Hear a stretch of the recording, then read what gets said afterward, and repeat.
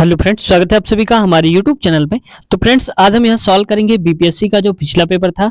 ये 2.0 में पूछा गया था। ये रियल क्वेश्चन पेपर है, आप देख पा रहे होंगे।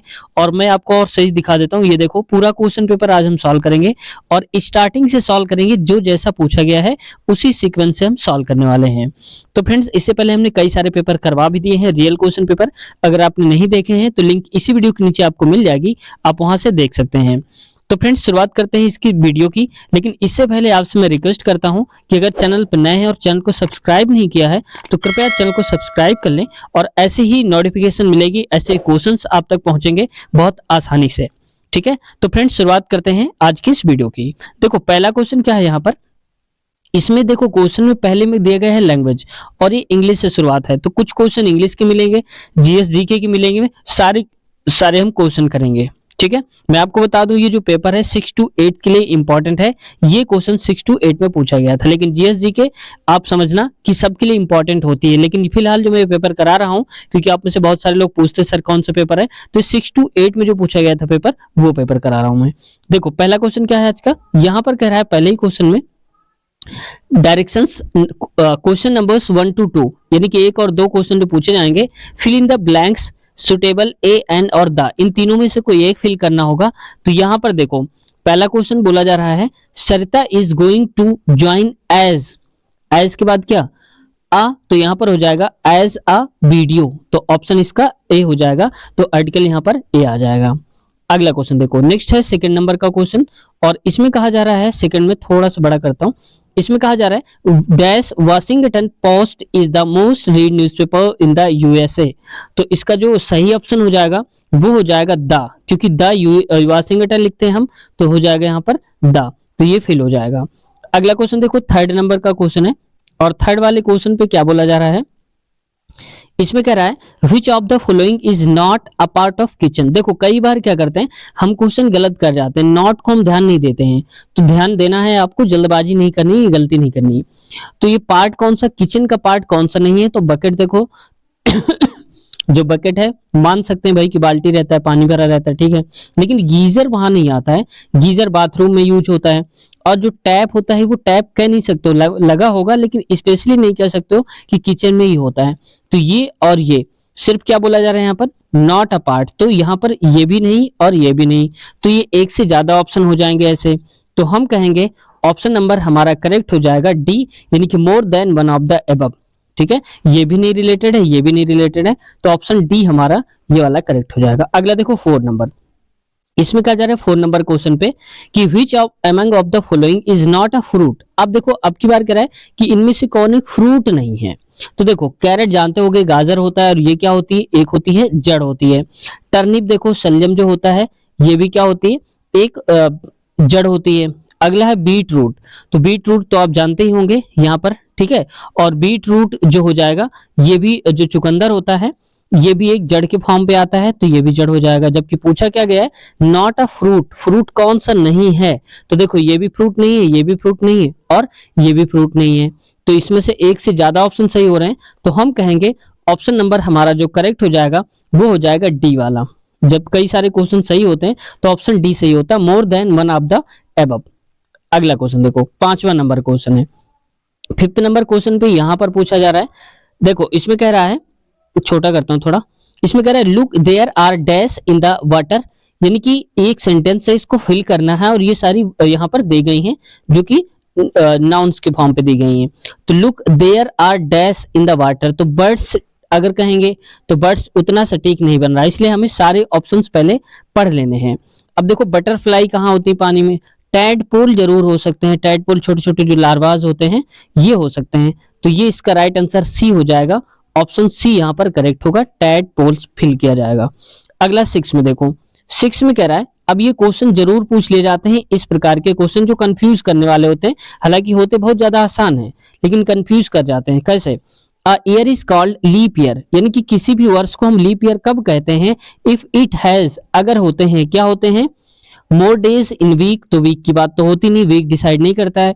मोर डेज इन मंथ, हाँ, किसी भी महीने में अगर ज्यादा दिन हो जाते हैं, दिन बढ़ जाता है तो उसको हम बोलते हैं लीप ईयर। जैसे यहाँ पर देखो फरवरी जो होती है वो 28 दिन की अमूमन होती है, लेकिन जब लीप ईयर आता है तो 29 दिन की हो जाती है, यानी कि एक दिन बढ़ गया। तो जब बढ़ता है तो किस में बढ़ता है, महीने में बढ़ता है, तो ये ऑप्शन ए इसका करेक्ट हो जाएगा। वहीं पर देखो दिखा है more than one of the above, ये तो हो ही नहीं सकता। लेस डेज कम नहीं होते हैं, बढ़ जाते हैं, तो ऑप्शन ए। और जब लीप ईयर हो जाता है तो 366 दिन हो जाते हैं वर्ष में, वैसे नॉर्मली 365 दिन होते हैं। अगला क्वेश्चन देखो, अगला क्वेश्चन में कहा जा रहा है इसमें son of brother is known as, यानी कि तुम्हारे भाई का जो बेटा है वो क्या कहलाएगा तुम्हारा, तो वो क्या कहलाएगा, हमारा कहलाएगा भतीजा, तो निफ्यू हो जाएगा, तो ऑप्शन ए निफ्यू। भतीजी होता तो नीस हो जाता, तो ऑप्शन ए इसका करेक्ट आंसर हो जाएगा। अब आते हैं नेक्स्ट क्वेश्चन नंबर 8 में। अब देखो क्वेश्चन 8 में क्या कहा जा रहा है, father sister is known as, यानी कि तुम्हारे पिताजी की जो बहन है वो क्या कहोगे तुम, अपने पिताजी की बहन को तुम किस नाम से जानोगे, तो मौसी तो होती नहीं, सिस्टर इन लॉ नहीं होती, कजन भी नहीं बोलेंगे, यहाँ पर कोई सही नहीं है, तो हम कहेंगे none of the above, option number इसका ई करेक्ट आंसर हो जाएगा। अब आप कहेंगे फिर सही आंसर क्या होना चाहिए, तो इसका राइट आंसर होना चाहिए था यहाँ पर आंट, AUNT। आंट मतलब भी क्या होता है, यहाँ पर हम बोलते हैं जो बुआ होती है हमारी, उनको भी हम आंट बोल दे रहे हैं। अगला देखो नेक्स्ट क्वेश्चन, अगला क्वेश्चन है, इसमें कह रहा है कौन सी बोली मध्य पहाड़ी हिंदी उपभाषा के अंतर्गत आती है, यानी कि बोली है जो कि मध्य पहाड़ी हिंदी में आती है, वो कौन सी, इसका राइट आंसर है Garhwali, option C correct answer हो जाएगा। नेक्स्ट 10 पे आते हैं। यहाँ पर देखो कुछ क्वेश्चन हिंदी के दिए हैं और इन क्वेश्चन के बाद अगले क्वेश्चन आएंगे। देखो कन्नौजी किस उपभाषा की बोली है, यानी कि जो कन्नौजी बोली है ये कौन से भाषा से निकली हुई है, इसकी उपभाषा है, तो ये है पश्चिमी Hindi, option B correct answer हो जाएगा। वहीं 11 नंबर पे आते हैं, कह रहा है कि छोटी बात को बढ़ा चढ़ाकर कहना, यानी कि छोटी छोटी चीज जो होती है उसको हम हाईलाइट करके बोलते हैं, बढ़ा चढ़ा के बोलते हैं, तो अर्थ के लिए सटीक मुहावरा कौन सा है, तो ये क्या हो जाएगा, इसका राइट आंसर हो जाएगा तिल का ताड़ करना, ऑप्शन बी करेक्ट हो जाएगा। यानी कि छोटी सी बात होगी हम उसको चढ़ा बढ़ा करके बड़ा कर देते हैं, तो तिल का ताड़ बना देते हैं, ऑप्शन बी करेक्ट आंसर हो जाएगा।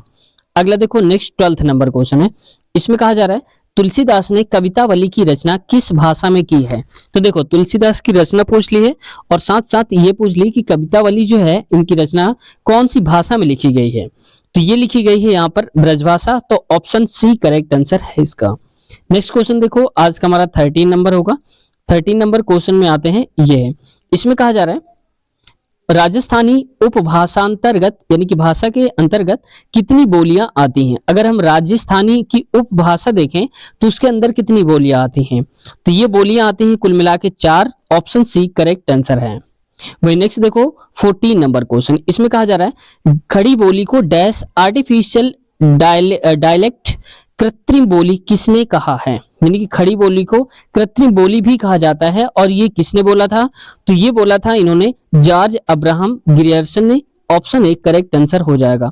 ये ऐसे क्वेश्चन है जो आपको याद ही रखना है, क्योंकि ये क्वेश्चन रिपीट होने के चांसेस होते हैं, इनका आंसर अब बदलने वाला नहीं है, जो एक बार सही हो गए तो हमेशा के लिए फिक्स हो जाते हैं, इसलिए क्वेश्चन इंपॉर्टेंट है। अगला देखो 15 नंबर, कहा जा रहा है पहाड़ी उपभाषा के अंतर्गत कौन सी बोली नहीं आती है, यानी कि पहाड़ी उपभाषा के हिसाब से देखें तो कौन सी भाषा इनमें से नहीं है, जिसका राइट आंसर हो जाएगा पूर्वी पहाड़ी, ऑप्शन ए करेक्ट आंसर हो जाएगा।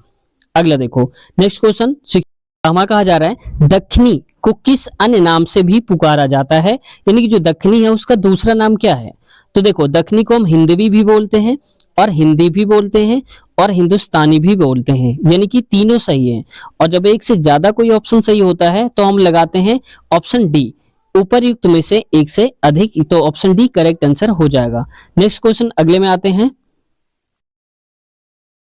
अगला क्वेश्चन नेक्स्ट, निम्नलिखित में से कौन सा शुद्ध शब्द है, यानी कि शुद्ध शब्द बताना है इनमें से कौन सा है, तो इसका राइट आंसर हो जाएगा यहाँ पर ऑप्शन नंबर ए अंत्याक्षरी, तो अंत्याक्षरी ये बिल्कुल सही लिखा गया है। अगला देखो नेक्स्ट 17 के बाद आएगा 18 नंबर, और इसमें कहा जा रहा है 18वें नंबर पे नवोढ़ा का संधि विच्छेद है। देखो ऐसे ऐसे वर्ड्स पूछ लेते हैं कि इसका संधि विच्छेद क्या हो जाएगा, तो देखो अगर इसको हम ध्यान से देखेंगे तो इसका राइट आंसर हो जाएगा नव प्लस ऊढ़ा, ऑप्शन सी करेक्ट आंसर हो जाएगा। ठीक है, ऊ को हमने ओ में चेंज, ओ की मात्रा में चेंज हो जाता है, तो ऑप्शन सी करेक्ट आंसर हो जाएगा। अगर आपको आता है तो यहाँ पर बताना है कि नवोढ़ा का जो संधि विच्छेद है नव प्लस ओढ़ा, ये कौन सा संधि है, ये बताना है। देखते हैं किसका जवाब सही आता है, कौन संधि विच्छेद है। अगला क्वेश्चन देखो 19 नंबर, कहा जा रहा है रिजु का पर्यायवाची शब्द है। अब देखो ऐसे ऐसे वर्ड्स पूछ लिए जाते हैं कई बार जिनको हम छोड़ जाते हैं, और अब की बार अगर रिपीट होते हैं क्वेश्चन तो आपका गलत होने वाला बिल्कुल भी नहीं है, इसको आप सही करके आएंगे, इस बात की गारंटी है। रिजु का पर्यायवाची शब्द कौन सा है, तो रिजु का पर्यायवाची शब्द जो हो जाएगा ये सरल है, ऑप्शन बी। ठीक है, अगला क्वेश्चन में आते हैं। नेक्स्ट क्वेश्चन है यहाँ पर 20 का हो जाएगा, जो ज्ञात इतिहास के पूर्व का हो वाक्यांश के लिए एक शब्द, यानी कि जो इतिहास जितना हमारे पास लिखा हुआ है उसके भी पहले की अगर कोई बात होती है तो उसको हम किस नाम से जानते हैं, उसको हम बोलते हैं प्रागैतिहासिक। ऑप्शन एक करेक्ट आंसर हो जाएगा। जो हमारे इतिहास में वर्णित नहीं है, हमारे इतिहास से पहले की घटना है, उसको हम प्रागैतिहासिक बोलते हैं, ये सही है। अगला देखो नेक्स्ट 21 पे आते हैं, और 21 क्वेश्चन कहां पर है, ये है। अगला देखो इसमें कहा जा रहा है पारितोषिक शब्द किस शब्द का पर्यायवाची है, यानी कि पारितोषिक एक दिया गया है शब्द, बताना इसका पर्यायवाची कौन सा है। तो इसका राइट आंसर हो जाएगा इनाम। पारितोषिक का मतलब क्या होता है, एक इनाम भी होता है, ऑप्शन एक करेक्ट हो जाएगा। भाई देखो 22 में आते हैं। 22 कह रहा है पर्याय की दृष्टि से कौन सा युग्म सही नहीं है, यानी कि पर्याय के हिसाब से अगर हम देखें पर्यायवाची के हिसाब से तो कौन सा सही नहीं लिखा गया है, तो ये अनिल तुषार ये गलत लिखा हुआ है। ठीक है, अनिल मतलब जानते होंगे हवा, और अनल मतलब क्या होता है, अनल अगर आपको आता है तो कमेंट सेक्शन में बताएंगे। देखते हैं किसका जवाब सही आता है, अनल का मतलब क्या होता है, और जिसका जवाब सही होगा उसको हम कमेंट को पिन कर देंगे और वो आंसर हाईलाइट हो जाएगा। अगला क्वेश्चन देखते हैं आज का 23 नंबर। 23 कहा जा रहा है पॉकेट मार शब्द में कौन सा समास है। पॉकेट मार वर्ड आपने सुना ही होगा कि जो पॉकेट मार देते हैं, तो पॉकेट मार शब्द में कौन सा समास है, तो इसका राइट आंसर हो जाएगा तत्पुरुष समास है, ऑप्शन बी करेक्ट आंसर हो जाएगा। वही देखते हैं नेक्स्ट 22 नंबर, तो माफ कीजिएगा 24 नंबर। कहा जा रहा है निम्नलिखित में से कौन सा वाक्य शुद्ध है, शुद्ध वाक्य बताना है इनमें से कौन सा है। तो यहाँ देखो श्री कृष्ण के अनेक नाम हैं, तो ये बात सही है। अगला कहा जा रहा है कि आपका पत्र धन्यवाद सहित मिला, तो ये भी सही है।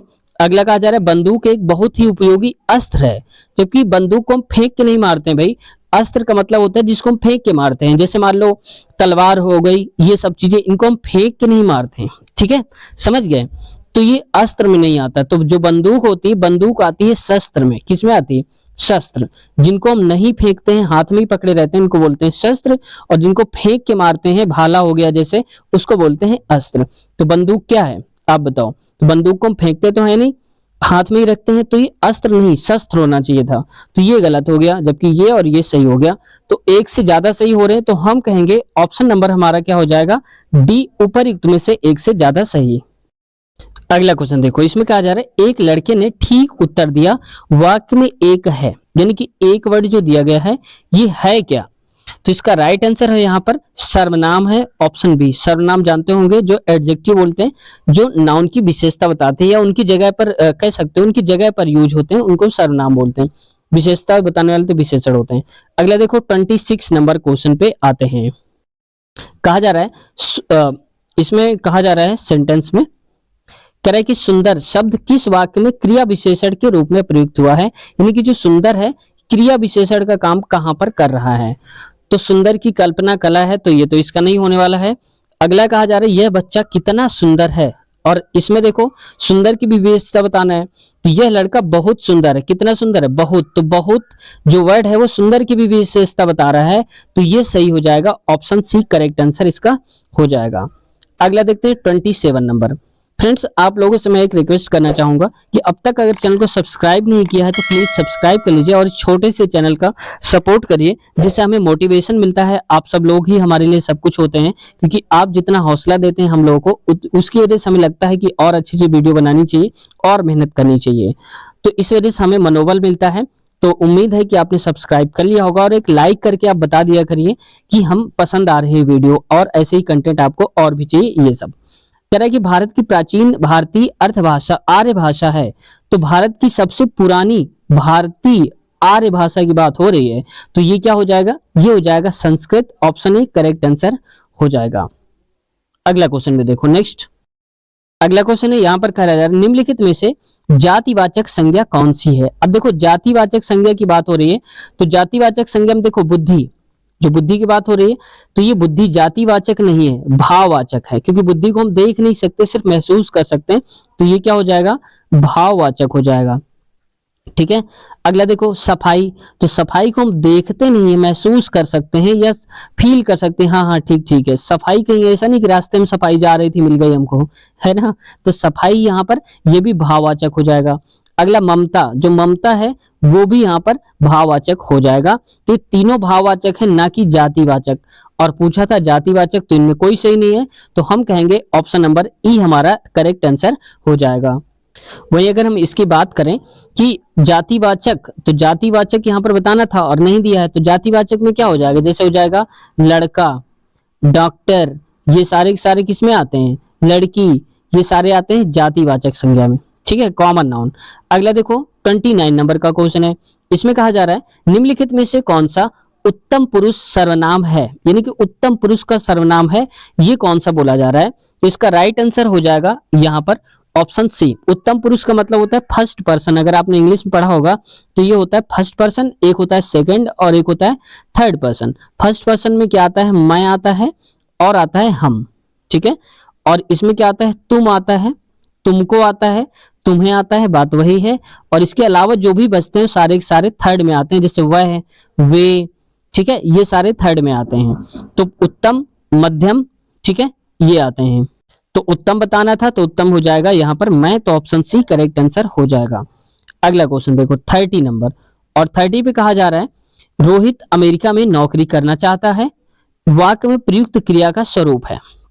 यानी कि अब यहाँ पर क्रिया जो है कि नौकरी करना चाहता है, कहां पर, अमेरिका में, तो इसमें क्रिया का स्वरूप कौन सा है, यानी कि कौन सी टाइप की क्रिया यहाँ पर यूज हुई है, तो ये इच्छा बोधक क्रिया है। क्यों, क्योंकि वो करना चाहता है, उसकी इच्छा है कि वो नौकरी करे, तो इस वजह से यहाँ पर इच्छा बोधक क्रिया है। ठीक है, अभ्यास की कोई बात नहीं हो रही, मैं प्रैक्टिस करना चाहता हूँ, नौकरी करके अच्छी लगेगी, कैसी लगेगी, और शक्ति भी नहीं दिखा रहा है। ठीक है, तो यहाँ पर इच्छा रख रहा है, तो इच्छा बोधक क्रिया इसका हो जाएगा राइट आंसर। नेक्स्ट क्वेश्चन अगला देखो, अगर हम यहाँ पर देखें 30 के बाद लिखा हुआ है नेक्स्ट। अब देखो यहाँ पर 31 से लेकर नेक्स्ट क्वेश्चन आएंगे, और ये क्वेश्चन कुछ मैथ के दिए होंगे और कुछ इसके साथ साथ दिए होंगे जीके के क्वेश्चंस, तो इनको हम नेक्स्ट वीडियो में सॉल्व करेंगे, क्योंकि वीडियो थोड़ा सा हमारी लंबी हो जाएगी। ठीक है, यहाँ से हम बाकी सारे क्वेश्चन जो हैं अगले वीडियो में सॉल्व करने वाले हैं। तो फ्रेंड्स आज की वीडियो यहीं तक रखते हैं। कैसी लगी आज की वीडियो, क्या कुछ सीखने को मिला है, अगर सच में आपको इन्फॉर्मेटिव लगी है वीडियो तो आप कमेंट सेक्शन में कमेंट करके जरूर बताएं। और आप अगर कुछ कहना चाहते हैं या कुछ पूछना चाहते हैं या कुछ सुझाव देना चाहते हैं तो कमेंट सेक्शन में आप कमेंट कर सकते हैं, आपका स्वागत है। और यहीं पर ऐसे ही हम कंटेंट आपके लिए लाते रहेंगे, और उम्मीद है कि आप ऐसे ही प्यार और सपोर्ट अपना देते रहेंगे। तो फ्रेंड्स चैनल पे अगर अब तक नए हैं और सब्सक्राइब नहीं किया है तो चैनल को सब्सक्राइब कर लें और बेल आइकन दबाकर हमारे चैनल से जुड़ जाएं, जिससे ऐसी ही वीडियोस की नोटिफिकेशन आप तक पहुंचती रहे। फ्रेंड्स इसके साथ साथ हमने मैथ के कुछ टॉपिक करवा दिए हैं, कंप्लीट टॉपिक, जैसे टाइम एंड वर्क, समय और कार्य, प्रतिशत, परसेंटेज करवा दिया है, नल और टंकी वाले क्वेश्चन बहुत ही बेसिक से लेकर हाई लेवल तक के बताए हैं, और बहुत ही सरल भाषा में बताए हैं ट्रिक के साथ। तो अगर आप देखना चाहते हैं तो यहाँ पर मैं लिंक दे दूंगा इसी वीडियो के नीचे, आप एक बार चेक कर लेना। ठीक है, तो वहां से आप देख लेना, बहुत सारे वीडियोस आपको मिल जाएंगे। जैसे भारतीय राष्ट्रीय आंदोलन ये भी पूछा जाता है, तो इसकी भी लिंक मिल जाएगी, एक बार आप चेक कर लेना नीचे कौन कौन सी वीडियोस मैंने दे दी है। अगर आप चाहते हैं और भी कंप्लीट देखना तो हमारे चैनल के प्लेलिस्ट में जाइए, प्लेलिस्ट में हमने अलग अलग टाइप की प्लेलिस्ट बना दी है, मैथ्स की, जीके की, अलग जो भी आप देखना चाहते हैं वहां से क्लिक करके आप देख सकते हैं। मिलते हैं नए वीडियो में, अपना ख्याल रखिए, टेक केयर, बाय बाय।